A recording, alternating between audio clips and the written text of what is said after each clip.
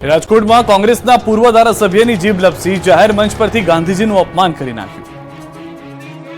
ચૂંટણી પ્રચારમાં ક્યારેક નેતાઓ ભાન ભૂલી જતા હોય છે। આ વખતે કોંગ્રેસના નેતાએ એવો બફાટ કર્યો કે રાષ્ટ્રપિતા મહાત્મા ગાંધીનું જ અપમાન કરી નાખ્યું। રાહુલ ગાંધીના વખાણમાં ખુદ કોંગ્રેસ નેતા ઇન્દ્રનીલ રાજ્યગુરુ ભાન ભૂલ્યા। જાહેર મંચથી કોંગ્રેસ નેતાએ મહાત્મા ગાંધી વિશે આવું કહી નાખ્યું। આવતા દિવસોમાં મારા શબ્દો લખવા હોય તો લખી લેજો।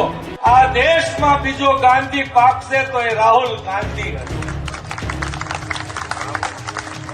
એક સચ્ચાઈના રસ્તે। રાજકોટમાં પરેશ ધાનાણીના પ્રચાર દરમિયાન રાજ્યગુરુએ આ બફાટ કર્યો। એટલું જ નહીં, રાહુલ ગાંધીના વખાણ કરવા જતા રાજ્યગુરુએ કહ્યું કે જેમને પપ્પુ ઠેરવવાનો પ્રયાસ કર્યો અને તેમના માટે અબજો કરોડો રૂપિયા વાપર્યા, એ અથાગ લઈને લડ્યા અને દેશ સ્વીકારે છે, માણસ બરાબર છે। જો કે પોતાના નિવેદનથી વિવાદ થતા ઇન્દ્રનીલ રાજ્યગુરુ બચાવમાં ઉતરી આવ્યા। તેઓએ ત્યાં સુધી કહી દીધું કે લુચ્ચાઈ એ ચતુરાઈનો પર્યાય શબ્દ છે। એનો પર્યાય છે બંને શબ્દો। ગાંધીજીના ગુણ ફરીથી રાહુલજીમાં જોવા મળી રહ્યા છે, એ વાત મારી એના ઉપર હું કાયમ છું। ભાજપના દિગ્ગજો ચૂંટણી જંગમાં ઉતર્યા। જેપી નડ્ડાએ દાહોદમાં સભા ગજવી। નડ્ડાએ વિરોધીઓને રામ વિરોધી ગણાવ્યા। દાહોદ ખાતે વિજય સંકલ્પ સભાને સંબોધવા માટે ભાજપના રાષ્ટ્રીય અધ્યક્ષ જેપી નડ્ડા આવી પહોંચ્યા। કમલન નજીક આવેલા ગ્રાઉન્ડ ખાતે જેપી નડ્ડાએ જાહેર સભાને સંબોધી। દાહોદ લોકસભા ભાજપના ઉમેદવાર જશવંતસિંહ ભાભોરના પ્રચાર માટે આજે રાષ્ટ્રીય અધ્યક્ષ આવ્યા હતા, જ્યાં તેઓએ વિરોધીઓ પર ખૂબ પ્રહાર કર્યા। સાથે જ તેઓએ વિકસિત ભારતના સંકલ્પને પણ યાદ અપાવ્યો। આ તરફ ભાજપના અન્ય નેતાઓએ પણ દમદાર પ્રચાર કર્યો। નવસારીમાં પાટીલ પ્રચાર મેદાનમાં ઉતર્યા। લોકસભામાં ભવ્ય જીત માટે ભાજપે પ્રચાર અભિયાન તેજ કર્યું। નવસારી લોકસભાના ઉમેદવાર અને પ્રદેશ પ્રમુખ સી.આર. પાટીલ પણ પ્રચાર પ્રસારના મેદાનમાં જોવા મળ્યા। જલાલપોર અને નવસારીના શહેરી વિસ્તારમાં બાઇક રેલીનું આયોજન કરાયું। 21થી વધુ ગામડાઓમાં સી.આર. પાટીલના પ્રચંડ પ્રચાર। ચૂંટણીના રંગ દરમિયાન નેતાઓ અલગ અંદાજમાં દેખાતા હોય છે, ત્યારે ડાયરાના તાલે એક નેતાજી નાચતા દેખાયા। દાહોદમાં જેપી નડ્ડાની સભામાં કુબેર ડિંડોર ઠુમકા લેતા નજરે પડ્યા। નડ્ડાની સભામાં શરૂ થાય એ પહેલા જ ડાયરો યોજાયો અને એ દરમિયાન કુબેર ડિંડોર ખૂબ નાચ્યા। ઉમેદવારો મતદારોનું ધ્યાન આકર્ષિત કરવા માટે અવનવા નુસ્ખા વિચારી રહ્યા છે। આ વચ્ચે ભાવનગર લોકસભા બેઠક પરના ભાજપ ઉમેદવાર નીમુ બાંભણિયા હીરા ઘસતા દેખાયા। નીમુબેન ચૂંટણીના અંતિમ દિવસોમાં પ્રચારમાં લાગ્યા। નીમુબેન દેવભાગ વિસ્તારમાં હીરાના કારખાનામાં પ્રચાર માટે પહોંચ્યા, ત્યાં રત્ન કલાકાર બહેનોની સાથે હીરા ઘસવા બેસી ગયા। આ તરફ અમરેલી બેઠકના ભાજપ ઉમેદવાર ભરત સુતરિયા જોરશોરથી પ્રચાર કરતા જોવા મળ્યા। જામકા, માંડણ, વિસળિયા સહિતના ગામોમાં સભા કરીને લોકોને મતદાનની અપીલ કરી। ગામડે ગામડે લોકસંપર્ક કરી લોકોને જંગી બહુમતીથી જીત અપાવવાની હાંકલ કરી। મતદાનના દિવસે પ્રધાનમંત્રી આવશે અમદાવાદ। રાણીપમાં પીએમ કરશે મતદાન। ગુજરાતમાં ત્રીજા તબક્કામાં લોકસભા ચૂંટણી યોજાવાની છે। 7મી મેના રોજ ગુજરાતભરમાં મતદાન થવાનું છે, જેમાં મતદાન કરવા પીએમ મોદી ગુજરાત આવશે। અમદાવાદના રાણીપમાં આવેલા નિશાન વિદ્યાલય પોલિંગ બૂથમાં સવારે 7:30 વાગે પીએમ પોતાના મતાધિકારનો ઉપયોગ કરશે। હાલમાં જ પ્રધાનમંત્રીએ પહેલી અને બીજી મેના રોજ ગુજરાતના અનેક વિસ્તારમાં ઝંઝાવાતી પ્રચાર કર્યો હતો અને હવે તેઓ મતદાનના દિવસે ફરી ગુજરાત આવશે।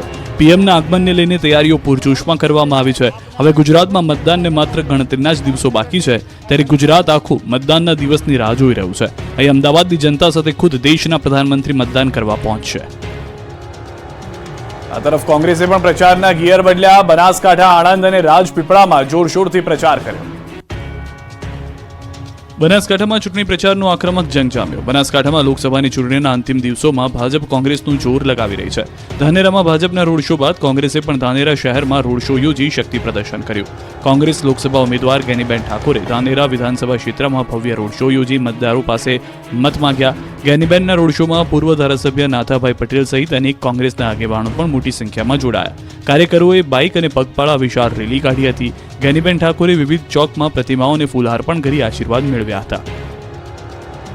લોકસભાની ચૂંટણી નજીક આવતા જ રાજકીય પક્ષો મતદાતાઓને મનાવવા મેદાને ઉતર્યા છે, ત્યારે કોંગ્રેસના ઉમેદવાર અમિત ચાવડા પણ આણંદમાં કરમસદથી ચૂંટણી પ્રચાર કરી રહ્યા છે। સરદાર સાહેબની પ્રતિમાને હાર પહેરાવી પ્રચારની શરૂઆત કરી હતી। અમિત ચાવડાના સમર્થનમાં યોજાયેલી બાઇક રેલીમાં મોટી સંખ્યામાં સમર્થકો જોડાયા। ગુજરાતની છોટાઉદેપુર લોકસભા બેઠકના સમાવિષ્ટ નર્મદા જિલ્લાના રાજપીપળામાં કોંગ્રેસના ઉમેદવાર સુખરામ રાઠવાએ પ્રચાર કર્યો।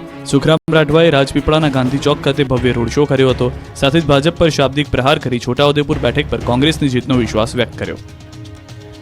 મતદાન નજીક આવતા જ ઉમેદવારોએ દિવસ રાત પ્રચાર શરૂ કર્યો। ભાજપમાં ચૂંટણીનો ધમધમાટ।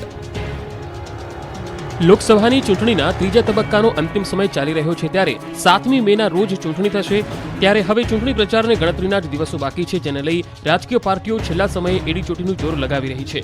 હાલ ઉનાળાના સમયમાં લોકો ગરમીમાં બહાર ન આવતા હવે રાત્રે અને સવારે પ્રચાર શરૂ કર્યો છે.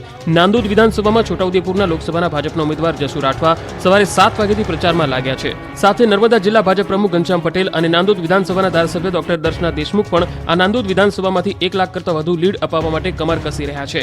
રાજપીપળા સહિત ગામડાઓમાં આદિવાસી મતો લેવા ખાટલા બેઠકો અને જાહેર સભાઓ યોજી રહ્યા છે. ઉપરાંત લોકોના ઘરે ઘરે જઈને ખાટલા અને ફળિયામાં બેઠકો કરી પ્રચાર તેજ કર્યો છે. આ દરમિયાન જિલ્લા ભાજપ પ્રમુખે ચૈત્ર વસાવા પર આકરા પ્રહાર કર્યા. ચૈત્ર વસાવા પર પ્રહાર કરતા જણાવ્યું કે આ મહિનો ચૈત્ર મહિનો ચાલી રહ્યો છે અને 7 તારીખે ચૈત્ર મહિનો પૂર્ણ થઈ રહ્યો છે, એટલે આપનો ચૈત્ર હવે પૂર્ણ થવાનો છે. ભરૂચમાં ભાજપનો ભગવો લહેરાશે. લોકસભામાં ભવ્ય જીત માટે ભરૂચ લોકસભાના ઉમેદવાર મનસુખ વસાવા મતદારોને મનાવવા મેદાને છે, ત્યારે વાલિયામાં વિજય વિશ્વાસની યાત્રા ઘોડા પર બેસી કાઢવામાં આવી હતી. પ્રચારમાં મોટી સંખ્યામાં આગેવાનો, કાર્યકરો સાથે અનેક લોકો ઉપસ્થિત રહ્યા હતા, ત્યારે મનસુખ વસાવાએ જીતનો વિશ્વાસ વ્યક્ત કર્યો હતો. વડોદરામાં એક અધિકારીની ફરજ નિષ્ઠાને સલામ. પત્નીની લૌકિક વિધિ પૂર્ણ કરી અધિકારી પહોંચ્યા ફરજ પર. ફરજ નિષ્ઠાની પ્રેરક ગાથા વડોદરામાં સામે આવી, જ્યાં એક અધિકારી પત્નીની લૌકિક વિધિ પૂર્ણ કરીને 3 જ દિવસમાં ફરજ પર હાજર થયા. વડોદરાના નાયબ જિલ્લા ચૂંટણી અધિકારીની ફરજ નિષ્ઠાનો કિસ્સો સામે આવ્યો. ગુજરાતમાં લોકસભાની ચૂંટણીનું ત્રીજા તબક્કામાં મતદાન થવાનું છે, ત્યારે 28 એપ્રિલે કેન્સરગ્રસ્ત ધર્મપત્નીને ગુમાવનાર વડોદરાના નાયબ જિલ્લા ચૂંટણી અધિકારી વિવેક ટાંક કર્તવ્યથી પીછેહટ કરી નથી. પત્નીના અવસાન થયાના 3 જ દિવસમાં લૌકિક ક્રિયા પૂર્ણ કરી તેઓ પોતાની ફરજ પર હાજર થયા હતા. મહત્વનું છે કે નાયબ જિલ્લા ચૂંટણી અધિકારી વિવેક ટાંકે પોસ્ટલ બેલેટથી મતદાન કરી અન્ય મતદારોને પણ મતદાન કરવાનો સંદેશો પણ પાઠવ્યો હતો. વિવેક ટાંકની ફરજ નિષ્ઠાને જિલ્લા મુખ્ય ચૂંટણી અધિકારી બિજલભાઈ શાહે ફરજ નિષ્ઠાનું મોટું ઉદાહરણ ગણાવ્યું હતું. સુરતમાં શાળાના બાળકે મતદાન જાગૃતિ માટે બનાવી આકર્ષક રંગોળી. મતદાન જાગૃતિને લઈને સતત ચૂંટણી તંત્ર દ્વારા પ્રયાસો કરવામાં આવી રહ્યા છે. લોકો વધુમાં વધુ મત આપે તે માટે અલગ અલગ કાર્યક્રમોના આયોજનો પણ કરવામાં આવી રહ્યા છે. ત્યારે સુરત કલેક્ટર કચેરી ખાતે બંને બિલ્ડિંગમાં વિશાળ રંગોળી તૈયાર કરવામાં આવી. આ આકર્ષક રંગોળી લોકોને મતદાન કરવા માટેનો સંદેશો આપે છે. કલેક્ટર કચેરીના એ બ્લોકમાં સવારે 8 વાગ્યાથી સંસ્કાર ભારતી વિદ્યાલયના ધોરણ 9ની 8ની વિદ્યાર્થીનીઓ દ્વારા રંગોળી તૈયાર કરવામાં આવી. શાળાની વિદ્યાર્થીનીઓ દ્વારા જે રંગોળી તૈયાર કરવામાં આવી તેમાં લોકશાહીને સ્પર્શતા તમામ મુદ્દાઓને આવરી લેવામાં આવ્યા છે. મહત્વની વાત કહી શકાય કે આ રંગોળીમાં નવું સંસદ ભવનની પ્રતિકૃતિ તૈયાર કરાઈ છે. આ ઉપરાંત વોટ આપવાનો સિમ્બોલ રંગોળીના માધ્યમથી દર્શાવવામાં આવ્યો છે. બેલેટ પેપર અને ઈવીએમ મશીનની પ્રતિકૃતિ પણ રંગોળીમાં દેખાય છે. આ ઉપરાંત મતદાન જાગૃતિ માટે શહેરમાં અલગ અલગ જગ્યા પર પોસ્ટર્સ લગાવવામાં આવતા હોય છે, તેની પણ એક પ્રતિકૃતિ આ રંગોળીમાં તૈયાર કરાઈ છે.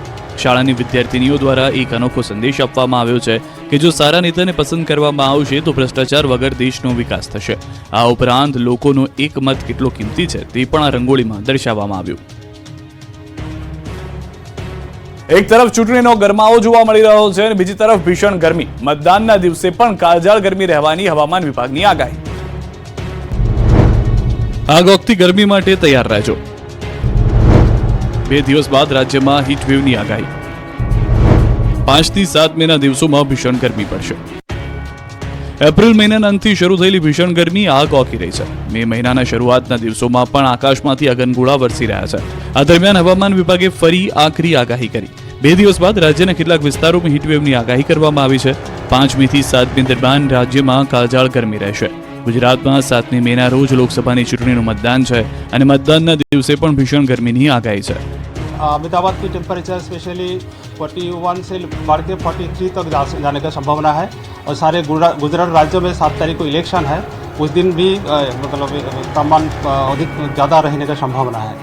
7મી તારીખે અમદાવાદનું તાપમાન 43 ડિગ્રી સુધી જવાની શક્યતા છે, જ્યારે આખા ગુજરાતમાં પણ તાપમાન વધારે રહી શકે છે. દરિયાકાંઠાના વિસ્તારમાં પોરબંદર, ગીર સોમનાથ અને ભાવનગરમાં યલો એલર્ટ આપવામાં આવ્યું છે. एंड जो कोस्टल एरियाज है, कोस्टल एरियाज के लिए सौराष्ट्र को यानी जो साउथ गुजरात यानी कि कोस्टल एरियाज है उसमें भी हॉट एंड ह्यूमिड वेदर की हम संभावना है.